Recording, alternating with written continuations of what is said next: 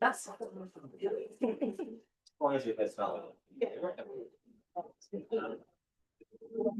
all right, good evening, everyone. Thank you all so much for joining us. It's a very quiet crowd, actually. Weird. My name is Benjamin Johnson. I'm the events coordinator for McNally Robinson Booksellers here in Saskatoon. This event is being held on Treaty 6 territory, which is the land of the Cree, Saulteaux, Dene, Dakota, Lakota, and Nakota, and the homeland of the Métis Nation. As we listen to our author share her words today, may we also keep in mind the Indigenous stories that have been told on this land since time immemorial. It's my pleasure to welcome you to the Saskatoon launch of Building a Sustainable Kitchen by Naomi Hansen and published by TouchWood Editions. Thank you so much to Naomi for being here this evening and for working with us to make this event happen. Just to note that this event is being live streamed, so please be aware of the webcam off to your right. Please take a moment also to silence your phones, or it will be on the webcam. We'll judge you. If you'd like to buy copies of Building a Sustainable Kitchen, you can find them on the signing table behind me, as well as on the desk by where you first walked in. You're welcome to get your book signed before you purchase it, but please remember to actually buy it on the way out. Finally, we will have a Q&A period following the reading, so please think of some hard-hitting questions for Naomi. She actually says she doesn't want softball questions at all. The harder hitting, the better. Okay, never mind. Throw some softballs. And now to introduce our author. Naomi Hansen is an award-winning author. Her debut book, Only in Saskatchewan, Recipes and Stories from the Province's Best-Loved Eateries, was published by TouchWood Editions in 2022. Naomi is the recipient of 2 2023 Saskatchewan Book Awards for Only in Saskatchewan, the First Book Award, and the Book of the Year Award. She's round of applause for that. She's contributed to many publications, including Chatelaine and Canadian Living, and is currently the Saskatoon Bites food columnist for CBC Saskatchewan. Her second book, Building a Sustainable Kitchen, A Practical Guide to Prioritizing the Planet from the Heart of Your Home, was published by TouchWood Editions in April 2026. She lives on Treaty 6 territory in Saskatoon, Saskatchewan, with her partner, Paul, and their dog, Rue. Everyone, please give Naomi a warm welcome.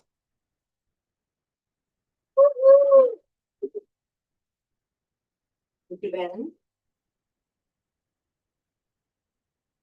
Get organized here. And have a sip of this water. I was chatting before and I'm not a chatty person, so my mouth is already feeling dry. It is just water, to clarify. So, good evening and welcome to the official launch for Building a Sustainable Kitchen. To everyone in person and everyone, of course, who is joining us on the live stream. I see many familiar faces in the audience and some that are new to me as well. So it's wonderful to be supported by so much community tonight as I launch my second book. And I'm excited to be at McNally Robinson in particular, because I mentioned this at my launch 4 years ago, actually, but McNally Robinson is a very special bookstore for me. We grew up coming here. We ate many meals. We've eaten many meals in the cafe. And I remember looking up at the authors on the cafe walls and wondering one day if my photo was going to be up there, which it's still not.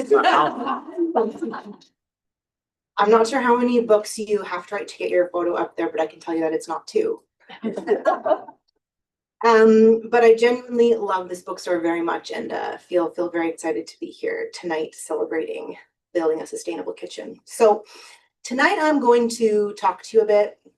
I'm going to read to you a bit. And before I do that, though, I'm going to give you a brief plan for the evening and a bit of an outline, because unfortunately I am not a chill person. And I like to always have a plan. So I just want to pass that on if you also feel like you need a plan. So the plan is that first I'm going to tell you a little bit about the background to this book, sort of where this all began for me. And then I'm going to address 2 questions, which are why food and kitchens, and then I'm going to address why individual action, both of which are sort of 2 key themes in the book. And as I answer both of those questions, I'll do a brief reading that speaks to each of them as well from the book. After that, if there's time left over, we'll do some questions and answers. I'll accept any questions, the hard ones, the soft ones, whatever. And then there'll be an opportunity for a signing if you wish to get your book signed. So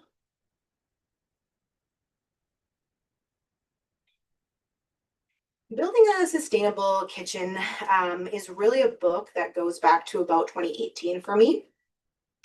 Writing a book about sustainability was really not on my radar at that time at all. But when I sort of think about where this book began, it was 2018 when I undertook a project on my personal Instagram account just for a very small audience of family and friends, where I was trying out various sustainable lifestyle initiatives at home. And I called this Paul and Nao Go Green. And actually in the fall, Paul and I were looking through some keepsakes because we were putting together a time capsule for our 10 years of being together. And I came across this green paper that had Paul and Nao Go Green written on the top with this list of things we were doing. So that was kind of cool to find while wrapping up this book. But I had started that project because I was feeling just sort of increasingly anxious about the growing impacts of climate change, and much of which was accelerated for me by a particularly bad wildfire season in 2018.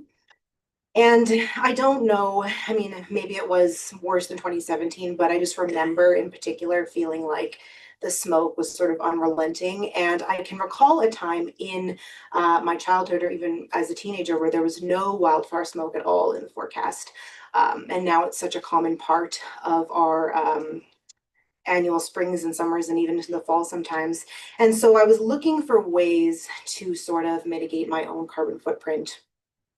And at that time in 2018, I decided to jump on the bandwagon of low waste living, which at the time was really kind of everywhere.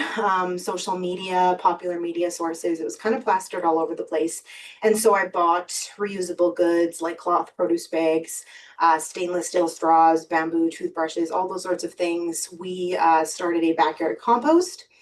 And I was becoming sort of increasingly intense about recycling and our waste and our garbage and what was kind of going in each bin. And I was surprised because this small audience on my Instagram was kind of engaging with this content, and these were just very sort of low quality videos, me talking at the camera, so nothing aesthetically pleasing happening. But people were sending me questions to explore, like where can you recycle a light bulb in Saskatoon? What can I do with all these excess plastic bags that I have, that kind of thing. And so I was answering these questions, and I was getting more into this. Then, however, the COVID-19 pandemic started. And a lot of these efforts, particularly the ones that were sort of outside the house, kind of fell to the wayside for me. Actions like, sorry, just thought the papers were going to fall. Actions like bringing your own reusable coffee mug or your own cloth produce bags to the grocery store, no longer an option during the pandemic, obviously, and understandably, of course. But some of these efforts kind of just collapsed for me during that time.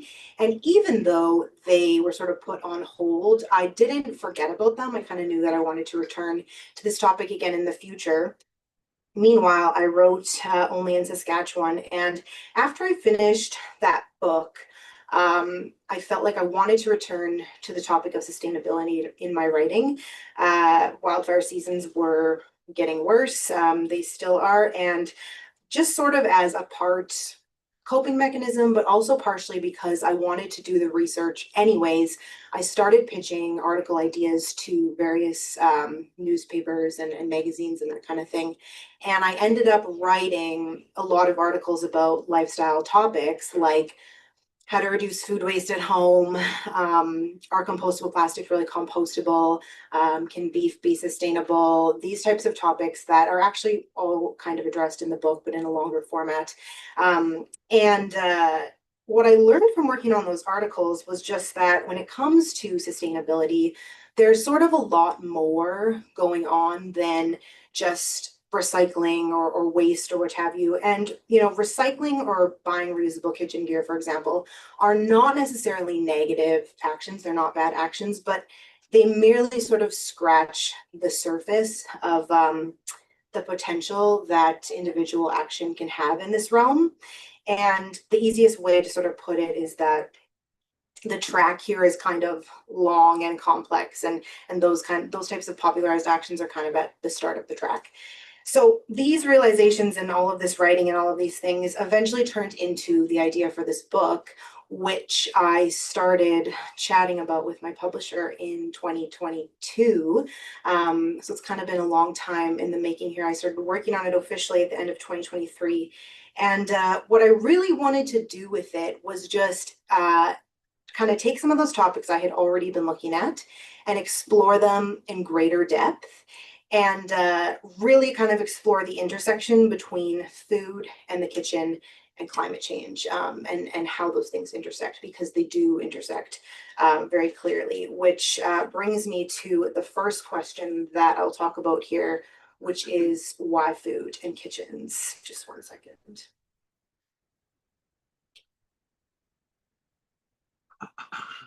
I don't know if there's anything worse than drinking water while 100 people are looking at me.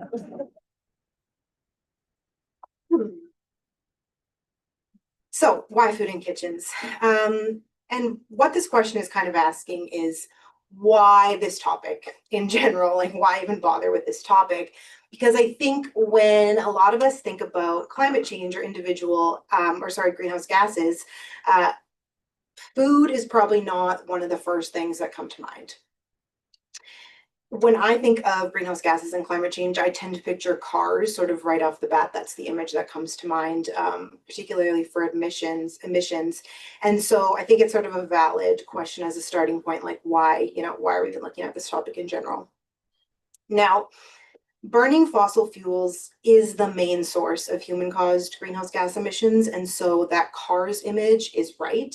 The cars image is correct, but the global food system itself is actually responsible for 26% of all human-caused emissions. So just over a quarter of all emissions come from the food system. The rest, the 74%, would be considered non-food emissions. Now, those food system emissions are made up of three gases primarily: carbon dioxide, methane, and nitrous oxide. And those are coming from a variety of sources to make up the 26%. But just briefly, I'll give you a few examples so that you have a bit of context here.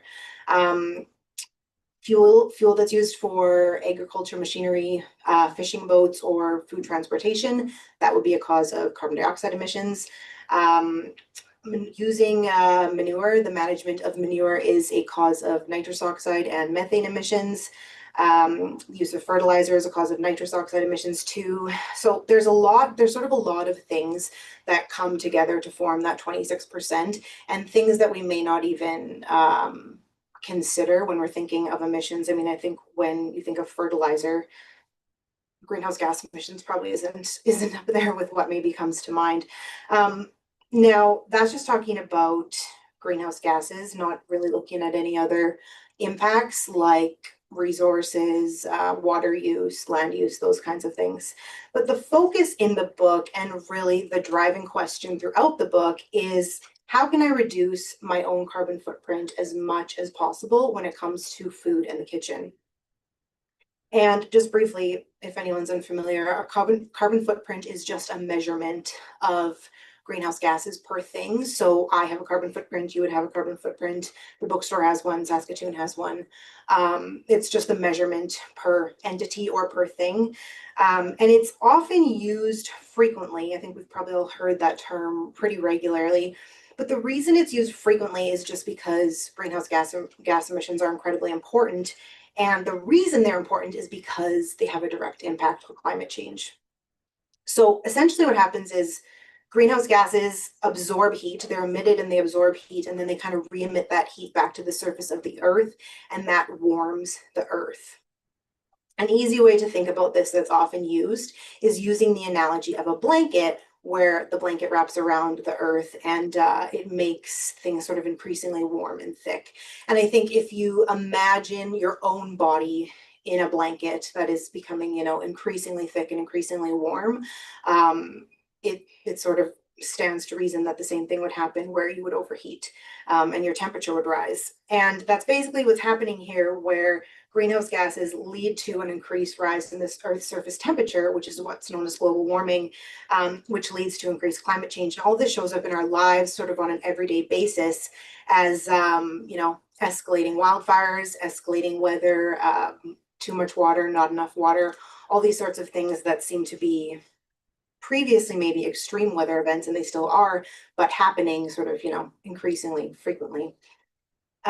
So it makes sense that you would then follow that pattern backwards, in that reducing greenhouse gas emissions is a major priority to addressing global warming and therefore climate change. Now, in addressing greenhouse gas emissions, fossil fuel emissions have to be addressed. Yes, absolutely.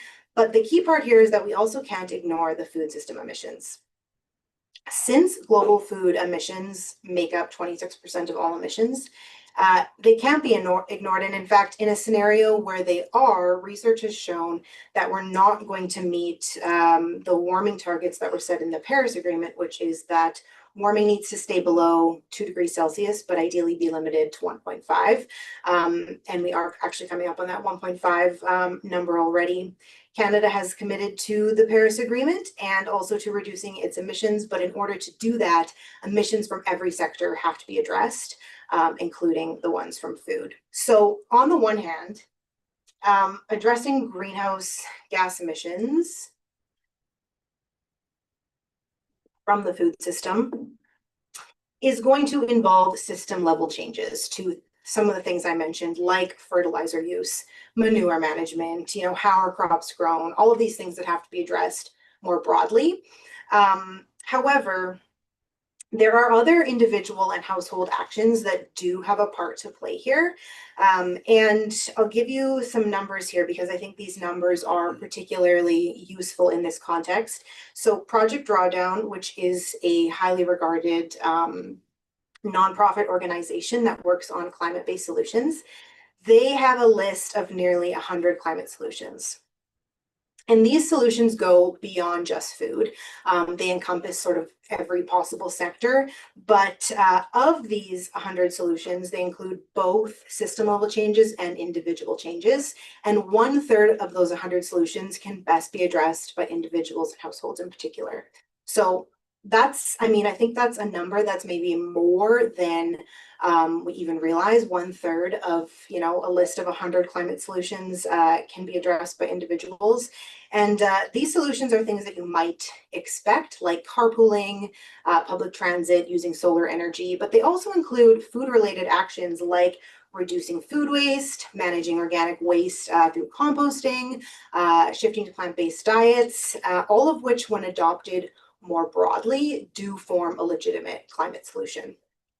And I think that there is power in those numbers there that kind of puts things into perspective, because in the book I talk about how the kitchen is a bit of a portal. So the kitchen is a portal in the sense that it's the heart of the home.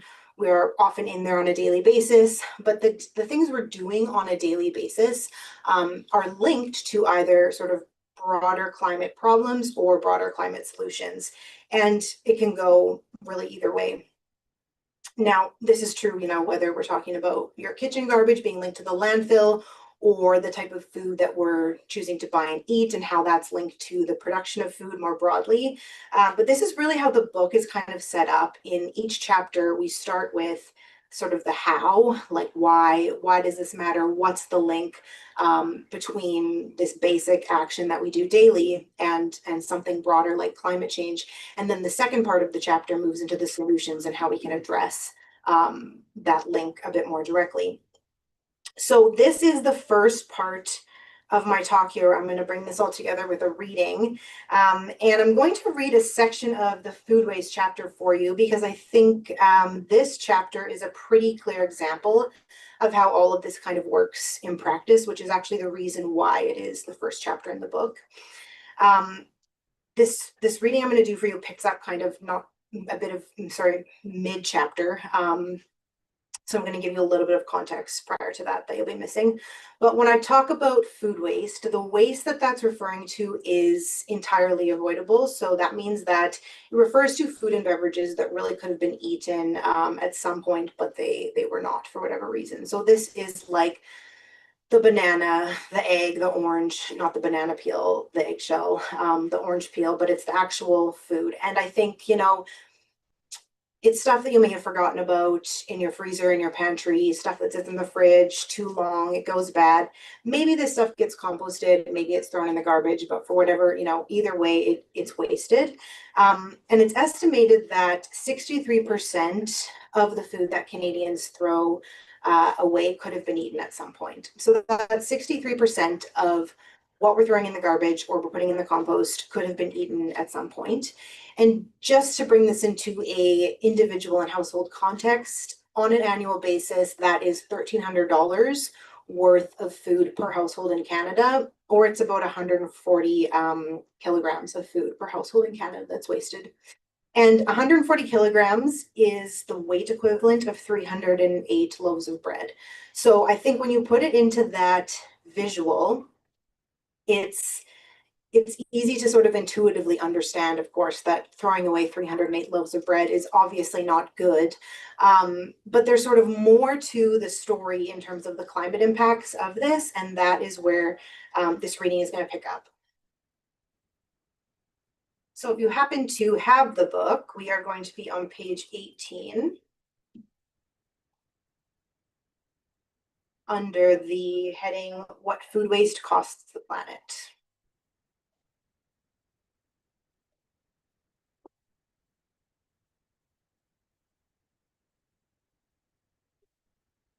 Household food waste is not only wasteful when it comes to the food itself. Think about all of the resources that are wasted in the process by association.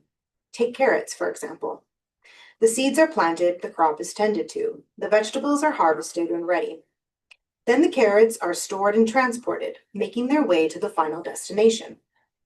Once there, the carrots are displayed for sale and purchased by someone. And if they're not eaten, they will either be composted or tossed into a garbage bin. If they're destined for the latter, they will likely end up there with their packaging intact too, most often plastic.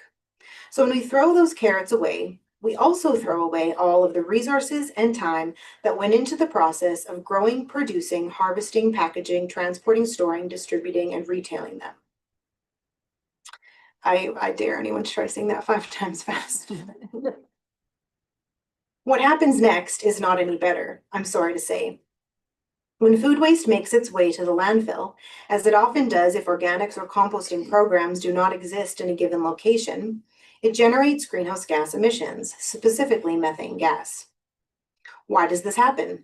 Because when organic waste, like edible food, inedible food scraps, or even yard waste, is put into the landfill, it will not break down or decompose properly. To properly decompose, organic waste needs oxygen, which is certainly lacking in a landfill, where the waste is usually in plastic bags. Even if it's unbagged, it's still packed down tightly like sardines. As a result of the lack of oxygen, organic waste in landfills naturally produces methane. What's so bad about methane? It's an incredibly potent greenhouse gas, and the second most common greenhouse gas caused by human activity. Carbon dioxide is the first. Methane is short-lived by comparison. Its lifespan is up to 12 years, compared with carbon dioxide's lifespan of centuries. But during its lifetime, it packs a heat-trapping punch. When methane and carbon dioxide are compared over a 20-year period, methane's ability to trap heat in the atmosphere is 80 times more powerful than carbon dioxide's, meaning that it has a clear impact on global warming. Methane accounts for about 16% of Canada's overall greenhouse gas emissions. Just under a fifth of those methane emissions come from landfills, while the rest come from sources like agriculture and oil and gas. For context, though, emissions from annual food waste in Canada are estimated to equal those caused by 2.1 million cars. That's just for Canada in 1 year alone. On a global scale, food loss and waste combined are responsible for 8 to 10% of the world's total annual greenhouse gas emissions, which is needless to say, a lot. But it also means that if efforts were made to cut global methane emissions from food loss and waste, it would have a significant impact on reducing greenhouse gas emissions. This is especially true given how potent methane is combined with its shorter lifespan. This is where we can see the direct impact of our actions. The food we throw in the garbage produces methane in landfills, contributing to greenhouse gas emissions and global warming. Meaning that food you or I have thrown into the garbage in the past might have already generated methane, might be producing methane right now, or will cause methane in the future. The same can be said of your neighbors, friends, and family, and anyone anywhere who has ever thrown food in the garbage. Composting food waste is certainly a better option than putting it in the garbage, given that the food will properly decompose. Municipal organics programs are largely put in place for this very reason. Diverting organic waste away from the landfills saves both landfill space and reduces methane. Unfortunately, municipal organics programs do not exist everywhere in Canada. Home composting is not an option for everyone, and composting alone cannot solve the food waste problem. To illustrate this point, let's go back to those carrots once more. We have to remember all of the resources and the subsequent environmental impact used during the process of getting the carrots from the farm to your fridge. If you throw those unused carrots into the compost rather than the garbage, they will properly decompose, which is a good thing. But either way, all the water, energy, labor, and more it took to make the carrots have still been wasted, which is why we need to prioritize reducing that waste in the first place. Now, I know I said the second question I was going to address tonight was individual action and why it matters. And what I just read for you, though, of course, also addresses that and demonstrates sort of the importance of a basic kitchen action and that larger solution or problem. And I think it's important to note that even in cases where an organics program exists in a certain place, like we do have one in Saskatoon, that's not necessarily a guarantee that food won't end up in the landfills. So, for example, not all like businesses, apartments, condos may not have access to the same program. Another thing may be that public spaces don't have organics bins, they just have recycling and, garbage bins. Or, maybe not everyone participates in the program. And so food waste is a topic, like many topics in the book, that can sort of be taken beyond your own kitchen in other spaces as well, like offices, businesses, what have you. So I'm going to move away from talking about greenhouse gases specifically and continue talking about individual action, but in the context of plastics, because I think plastic waste and plastic pollution in particular are easy to feel sort of removed from. I was not actually thinking I would talk about this, but I feel like plastics are getting a lot of attention lately, particularly with that Netflix documentary, The Plastic Detox, and I've seen quite a number of articles on microplastics recently too. And as I was putting this together, I realized that actually this was a good choice because plastics are a really solid example of two things. The first of which is nuance. There is a lot of nuance throughout building a sustainable kitchen and a lot of complexity to some of the topics that I look at. And I think plastics sort of speaks to that directly, which I'll break down shortly. But the second thing is the fact that individual action, particularly in the context of large global issues, is often pitted against system-wide change. Like we have to pick one or the other, but we can't have both.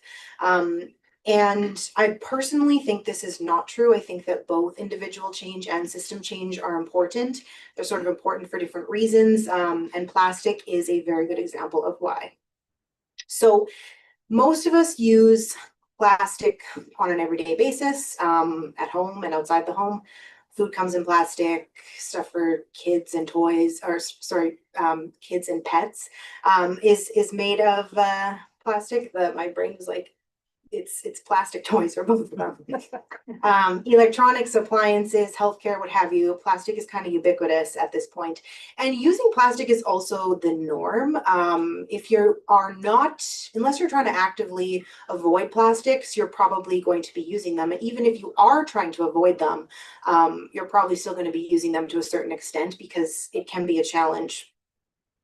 And I think one of the things we kind of have to recognize here, though, and it's easy to feel removed from this, but everything is connected. And for example, some of the most common single-use plastics that end up littering coastal environments and beaches around the world are kitchen ones, actually. They're food-related ones. So plastic straws, plastic produce bags, plastic grocery bags, all sorts of food wrappers, plastic food wrappers, and beverage bottles and caps made from plastic. And these are items that can be traced back to individual use at some point, right? Like you may have used these things this week. We have this weekend, or maybe even today. And what's kind of astonishing is, or would be astonishing, is you could, in theory, sort of take a plastic bottle off of a beach and say, hey, this is your juice bottle from February 2009, and it still exists, which would be crazy, but it would probably be possible to do that. One of the things that I was surprised to learn from my research, in particular on this topic, was the fact that plastics, the largest use of them is actually packaging. It's not construction, it's not healthcare. Packaging is the largest use of plastics, and most plastic packaging actually becomes waste within the same year that it's made. So it's a very, very short lifetime, a very short time frame that it's even in use. And this is an area that I struggled with a lot when I was working on this book. I talk about this in a number of chapters. It comes up in the garbage chapter, the plastic chapter, the disposables chapter. Just the challenge of avoiding plastics, and particularly plastic food packaging. And, for example, I buy frozen produce pretty regularly, frozen fruits and vegetables. And, unless you have the capacity to be purchasing all of your produce for the year when it's in season and freezing it or preserving it on your own, and you want to buy frozen fruits and vegetables, you're going to be buying them in plastic. There's not really another way to buy them. And this applies to a lot of things. I mean, once you start trying to actively avoid plastic, for some items, it's easy, and for some items, it's not. And I found it was possible to reduce our plastic packaging for sure, but not avoid it entirely. And I think this is where things can get maybe a little bit complex, and where some of that nuance comes in. Because I think a lot of people struggle with feeling like if they can't do something perfectly, or if they can't do something completely, there's no point in doing it at all. And I think that that's, fair to acknowledge, it's fair to feel those things. But on the other side of this, the other side of the coin here is that sometimes there's more going on here that is kind of beyond our personal control, where it's not necessarily just a question of my personal ability to avoid plastics, or your personal ability to avoid plastics. There might be something else kind of going on in the background that we're not even sort of aware of. And here's what I mean by that. So let's say you go to the grocery store and you want to buy some cucumbers, and you see that there's cucumbers in plastic and there's some that are unwrapped. And if you're looking at this scenario like, what's the solution here? The solution that seems obvious would, let's just not wrap cucumbers in plastic, right? Like that seems like the obvious thing to do. But wrapping cucumbers in a single layer of plastic can actually extend the shelf life of the cucumber by up to 2 weeks. So you're looking at a shelf life difference of about 3 days becoming 14 days, which is significant from a food waste perspective, right? That's certainly not nothing. I mean, it's easily the difference between eating that cucumber at home and it becoming slimy, right? And I'm using cucumbers as an example here, but this certainly is not the only case of this, where there's sort of something more going on beyond, me or you personally avoiding plastics when we shop, because now we're talking about food waste prevention, which also has its own, environmental footprint itself. And this is the issue that I came up with repeatedly with packaging, is that not all packaging is necessary. I mean, I'm sure you've seen those 3 packs of cucumbers that are individually wrapped and then wrapped again in more plastic. But part of the challenge of avoiding packaging is that packaging is actually functional. It prevents cross-contamination. It gets food from point A to point B safely. If there's labeling that needs to go on the packaging or be with the food, that's where it's going. And so it sort of solves all of these logistical problems in having a global food system, which is why it is so challenging to avoid. But the key point, I'm going to bring this back now and show you where we're going. But the key point is that even if there is a limit, if there's a limit to individual action, that doesn't make it entirely unimportant. You may walk into the grocery store and you may see cucumbers wrapped in plastic, yes, but that doesn't necessarily mean that you also need to, wrap your bananas in plastic or wrap your avocados in plastic, let's say. And more generally, what I mean by this is even if it's not possible to do something 100% of the time, for reasons that may very well be beyond your control, it's still worth doing, and it doesn't have to be all or nothing to matter. And I'm going to give you some more numbers here that are an example of how this checks out. So let's say every week I buy 10 items without packaging. And I'm doing this by, I'm either going to the store, I'm bringing my own cloth produce bags, I'm going to a bulk bin store, I'm bringing my own containers. Maybe I am just putting things loose into my cart or a bucket in my cart, whatever. Or you maybe are subscribing to like a farmer's market box or something like that where the food comes unwrapped. Either way, I'm intentionally avoiding 10 pieces of packaging a week just by changing how I shop. In a month, this becomes 40 pieces of packaging, and in a year, it turns into 520 pieces of packaging, okay? If I keep doing this for 30 years, just changing how I shop for 10 items a week, it turns into 15,600 pieces of packaging. And if we take this one step further and a group of 100 people does this exact same thing just for 30 years, 10 pieces of packaging a week, it turns into 1.5 million pieces. And there's probably 100 people in the bookstore right now, right? 100 people is not really a large group of people in the grand scheme of things. And 10 pieces of packaging a week doesn't sound like much really either. But even if there's a limit there, even like in this hypothetical scenario, let's say it's impossible for you to purchase 11 items without packaging or 12 items without packaging. You could only purchase 10 without packaging. It still adds up. So of course these things matter. Of course it matters to avoid 10 pieces. And one of the things that I would hope you take away from this evening, but also if you read the book or if you've read it, that I hope you take away from the book in general is that all of these everyday things like reducing plastics, reducing food waste, whatever other action in the book, these are things that anyone can do. Anyone can be a part of this conversation. You don't have to be an expert, and you don't have to, never, ever, ever, ever use another piece of plastic again in order to make a difference here. It doesn't have to be all or nothing to matter, because if sustainability is going to be successful in general, it has to be adopted more broadly. And it's not going to be adopted more broadly if everyone is concerned with just being perfect, right? And I think this is a key part of the piece for me here, because these types of solutions are always going to be more effective when adopted broadly. The more people involved, the better. So on the one hand, yes, we need the people who are in charge of the cucumber packaging to take a look at that.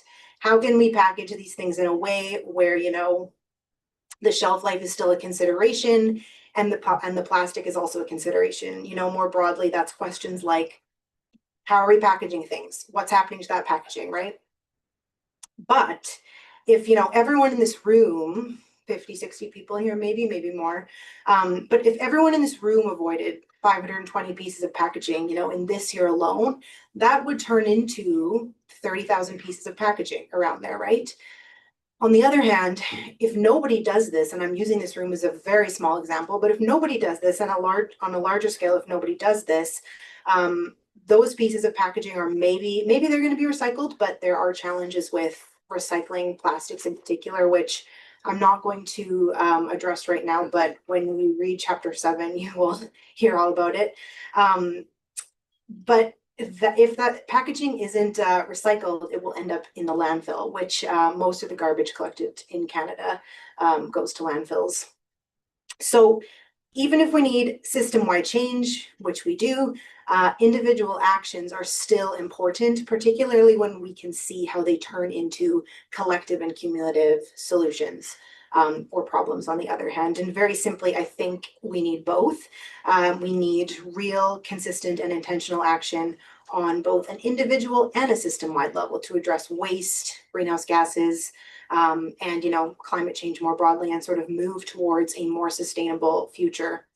So I'm going to do a second and last reading for you here, which brings together sort of what I said, some of what I said, and also tackles this question of individual action sort of in greater detail in the introduction to the book.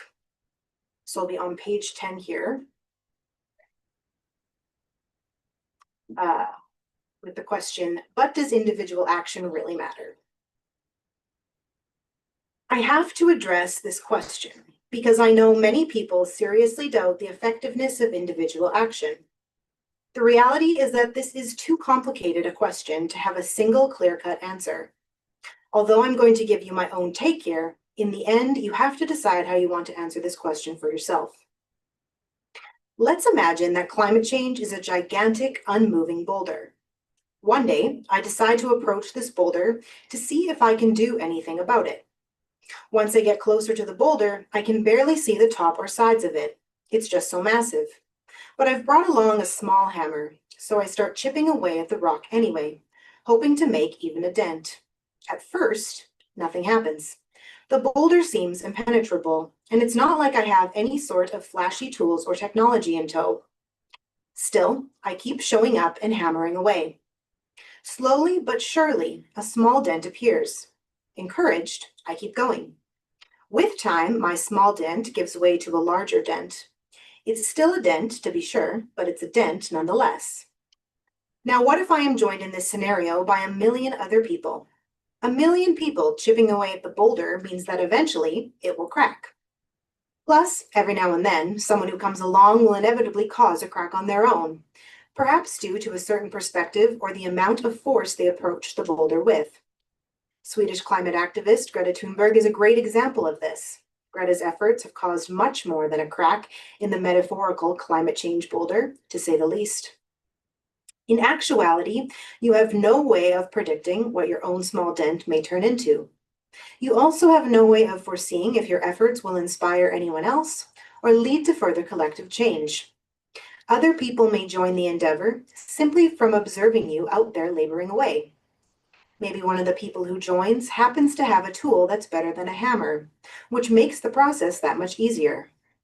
But if nobody chips away at the rock and everybody waits for someone else to do the work, then we can be sure that the boulder will remain unchanged.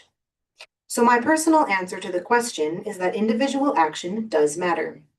However, this does not mean that individuals alone can fix climate change by themselves. I am not operating under the pretense that my own food waste or packaging reduction efforts at home will single-handedly stop climate change. They won't. Because while individual changes can do a lot, larger system changes can do much more. By this, I mean changes to industry, infrastructure, and government or corporate policy, for example. These types of shifts are essential to getting the world to net zero and beyond. But while the burden of addressing climate change shouldn't rest on individual shoulders alone, if individuals don't demonstrate that they care about the boulder in the first place, larger system changes are much less likely to happen. Both of these types of changes can and should happen at the same time. I don't see why we need to pick one or the other. As noted earlier, Project Drawdown's list of nearly 100 climate solutions includes both individual and system-level changes. Of these solutions, 1/3 can effectively be addressed by individuals and households in particular. 1/3. That's far from insignificant. We honestly don't have time to get stuck in the mud debating this or that anyway. Remember, every fraction of a degree in warming matters. I don't mean to freak you out by repeating this fact, but I do mean to stress the importance and severity of this moment in time. So if I were to answer no to the question of whether or not individual action is relevant, where does that leave me? It leaves me feeling anxious, helpless, and hopeless. It leaves me filled with an overwhelming sense of dread. It leaves me feeling like there's no option but to sit back and watch climate change happen, despite the fact that the Earth is astonishing. Frankly, none of this is helpful for climate change or my own mental health. At the end of the day, we all live within the systems around us, and we're all part of the collective, whether we like it or not. We have to remember that the collective is not some sort of amorphous, elusive being. It's literally made up of individuals. Therefore, any changes that happen on a collective scale can typically be traced back to individual changes at some point. This is the difference between one person chipping away at the boulder and a million other people joining them. It's also the difference between thinking of individual action as being isolated versus being a part of something bigger. In an isolated scenario, it's much easier to feel like nothing you do will help change the situation. In the second collective option, you trust that you are not alone and and that what you do will have an impact as part of a greater whole. From there, you just keep going and doing what you can. Personally, I choose the second option. So before I take any questions, I do just want to say a few quick thank yous because books do not happen alone. I would first like to thank my publisher, TouchWood Editions, and the fantastic group of people who put so much time and energy into this book. In particular, thank you to Tori Elliott for saying yes to this book in the first place, to Carolina Ortiz for her work in promotion, to Meg Yamamoto for copy editing, Kate Kennedy for proofreading, Alex Henning for the design of the book, Sarah Oliveri for the beautiful cover illustration, the little square on the front, Emily Latimer for fact-checking the book, and a very special thank you to my main editor. I had Nara Montero, who is a brilliant editor and a wonderful person, and Nara's work on this book was just tireless and very instrumental, and we got along really well, which was best case scenario when you're editing anything. So an enormous thank you to Nara. An enormous thank you as well to Elizabeth May, who was kind enough to read Building a Sustainable Kitchen in advance and write the foreword for this book. I'm still not sure how I got so lucky with that, but as you can imagine, I am thrilled by that. So it's a profound honor to have Elizabeth May be a part of the publication, and a massive thank you to her for her contribution. I also spoke with a number of people for this book. I did 88 interviews, and everybody just gave me their time freely.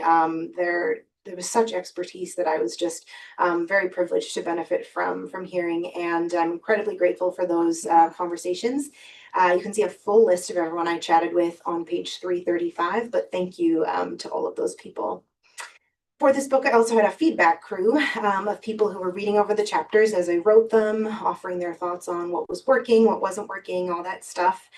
So thank you to Amy Carrero, Ashlyn George, Anya Zervinsky, Ellen Fitzgerald, Jaslyn Hansen, Kayla Donovan, Luke Hansen, Michelle McGowan, Stephanie Ma, and Zach Carrero, many of whom are actually here tonight. And it's wonderful to have those people here. And as well, thank you to my mom, who reviewed the first two chapters on food waste and low waste cooking, and to Dr. Karen Smith at the University of Toronto Scarborough, who was kind enough to work with me on the introduction and some of the sciencey parts of that section. I also just want to say thank you to everyone in my circle for showing up for me tonight, and just for putting up with my total lack of availability over the past 2 years. I'm sorry about that.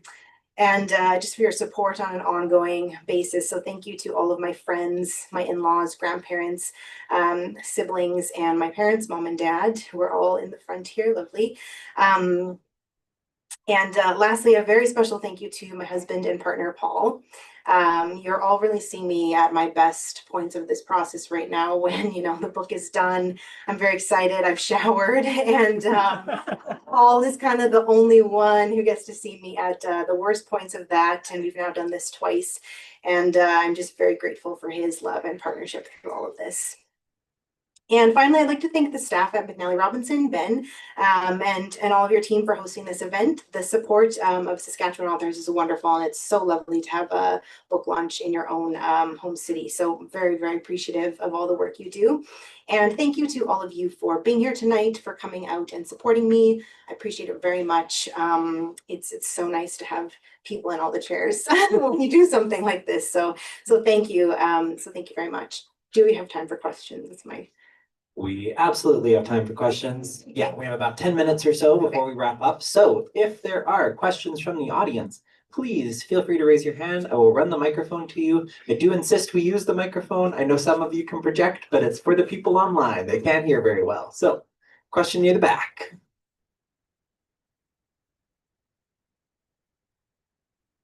Thank you for the book. I haven't read it yet, but I will be. awesome. It's kind of a question, but I kind of want your feedback. Sure. heard you on the radio and I sent an email that they were reading, but she didn't read it all. So you obviously care about the environment and you like data sets. So I'm going to give you 4 data points Okay.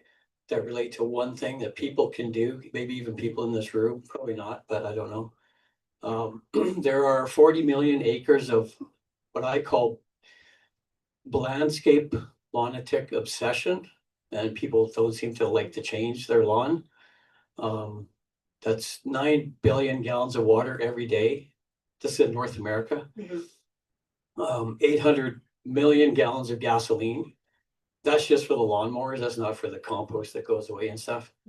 And 10 times more chemicals per acre than agriculture. And anybody can do it. We have a small lot, an urban lot. And I've never had lawn because I grew up on a farm, but you can plant all kinds of stuff in your yard, and you probably have a chapter on it in your book. I don't know, but Yeah. what do you think about that? Getting people to change that obsession with lawn. Kentucky bluegrass, which is Kentucky actually an bluegrass, invasive yes. species. Yeah, it's not native to Canada, and it is widely used everywhere. There is a chapter on gardening, and I talk about that particularly in a section on rewilding, which is what you're talking about, I'm guessing. Yeah. So yeah, it's the idea of incorporating native plants into your green space, which can be really beneficial for local biodiversity.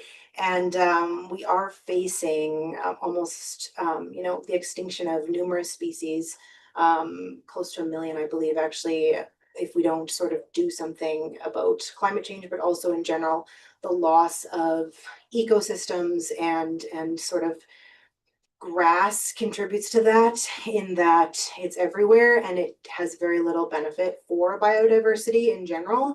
And so if you can plant things in your yard that are sort of aligned with the local critters and all of that stuff, then it can really be helpful to them and kind of provide a corridor space as they're making their way to larger landscapes and whatnot. But yeah, Kentucky bluegrass would be the most common thing. And the other thing that's really not great is artificial lawns, which would be considered even worse than regular grass, and also contribute to microplastics in the soil as they sort of sit there in the sun. They degrade and release microplastics into the soil over time. So there are, I should mention this, on my website, naomihansen.ca, I have a corresponding resource list for this book that I put together while I was writing the book. And it has a number of resources that I used myself, but also kind of expanded. And each chapter in the book has a corresponding section in that resources document. So the gardening chapter has all sorts of websites that people can use to rewild their green space. Like the Canadian Wildlife Federation Pollinator Partnership. They have these really useful tools where you can plug in like where you live, what type of plants are you looking for, what are the conditions, of the area that you have, and it will give you a list of what types of plants you can plant. So yeah, that's on my website, free to download for anyone. Fantastic. Oh we've got yes, a question right great. Hi, Naomi. So I was reading your book, the chapter on plastics, and I'm very concerned. Like, I think of my home kitchen, I've got plastic containers and lids, in the cupboards in the kitchen. I save sour cream and yogurt containers to freeze berries and that I pick, in the summer, and all kinds of things. And then downstairs I have a shelf with has many shelves on it, and it's full of Tupperware. And I was doing some research myself just on Tupperware and the safety of that. So I need to do a real kitchen overhaul, obviously. So I'm just wondering, like, I know glass is good to use and so forth, but so where do you start? Like, I've got all this stuff to do that I know I can improve upon, but where do you begin when you have an overwhelming amount of plastic in your own home? Thank you. That's fair. So in the plastics chapter, I do talk about how you can do a inventory of your kitchen, and walk through some of that. Now, I have plastic Tupperware as well. Part of the challenge with reducing plastics in your own kitchen is that that's great for the sake of reducing plastics, but it's not great from a waste perspective. If you are chucking out a bunch of stuff, which often cannot be recycled, it's going to the landfill and replacing it with other stuff. So I would say the things that I have kept are things that are not being heated, because that is particularly concerning. So if you're using containers to store food in the fridge or even the freezer, that's probably less of a concern. You don't want to be heating stuff up in plastic, or not even just heating stuff up in it, but like if you're using plastic utensils that are being heated up in a pot, that would also be sort of another concern due to that heat. So when you do the inventory, I mean, I think there were 4 or 5 things that I got rid of through doing my inventory. And that was because the condition was just incredibly questionable. Like the plastic was frayed, it was scratched, it had, staining. And those types of items can often be more concerning, just that wear and tear. They also tend to be older. Like if you've got a plastic cutting board that's all sort of scratched up, studies have shown that those microplastics are often going into food. Plastic cutting boards become indented over time, and you kind of have to wonder, like, where did the plastic go? So yeah, I think it's about balancing what can I keep and continue to use that is going to be sort of the least harmful, but also not just throwing everything out and replacing it with something else. Sorry, glass is a good option. Wood is a good option. Stainless steel, enamel, those types of materials that also tend to be a bit more durable. But one of the things that we sort of did with the plastics inventory is I just kind of took a look around my kitchen, like what else do I already have that I'm not actively using, right? So we already had a few wood cutting boards. We weren't using them, and we were primarily reaching for the plastic ones. And why? Just, out of habit. So I made a point of using the wood ones. That kind of thing where it's like, if you have other stuff in your kitchen that's maybe something you're not reaching for all the time, sort of swap that in. Another example is a cast iron pan. I have a cast iron pan. I think you gave that to me for my birthday one year. And I was not using it because I was kind of scared of it. Like, I feel like you have to be like a cast iron wizard or something.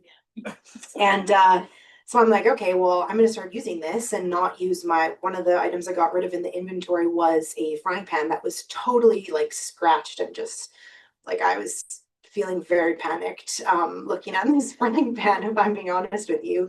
But I decided that I would use my cast iron pan instead. And so I seasoned it and sort of brought it into a prime location. And now I've been working with it and it's fine. But that was something I already had, so just kind of taking a look around and saying, are there any things that I can use more actively in replacement of these plastic items? And you can even use plastic containers and whatnot in other ways, like maybe as storage for something else, in your garage, in other parts of your home where they're not coming into contact with food. But yeah, some of that does come down to sort of your comfortability with continuing to use those materials or not. Thank you, Neil. You can always ask me. You can come over and. Just gonna say the plastic cutting boards really hit home. We have time for one more question, maybe, if anyone has a pressing question that they would like to ask. Oh, perfect. So Naomi, we've had the composting program in Saskatoon is Yes. fairly new. Yeah. So do you have any statistics about like how much that's cut back on anything here? Yeah, so it's about 50%, 57%, sorry, of what was previously going to the landfill can now go in the green bin. So that's actually a significant amount of waste that's being diverted. Yeah, 57%. So that's on par with other municipalities' waste diversion rates from organics programs. And there is still room to sort of improve on that, because I think even at this point, that program is not available to apartments in Saskatoon. So there's certainly, room to kind of expand on that. When organics programs are put into place, that waste is diverted, it can be turned into compost, it reduces methane emissions, but it also is a strategy for saving space in the landfill. So the life of a landfill can actually be extended when that waste is diverted. And then, ideally, creating more landfills can be delayed or maybe even avoided. But yeah, it is a fairly significant number. All right, I'm going to wrap up the question period here just by saying thank you to all of you for being here tonight. Thank you, Naomi, for bringing your huge wealth of knowledge and passion for this subject. If you would like to get a book, we have a couple of only in Saskatchewan left, but we also have a Building a Sustainable Kitchen up here, as well as on the signing table. Come up, get your book signed. Feel free to pay for it after. And yeah, round of applause for Naomi.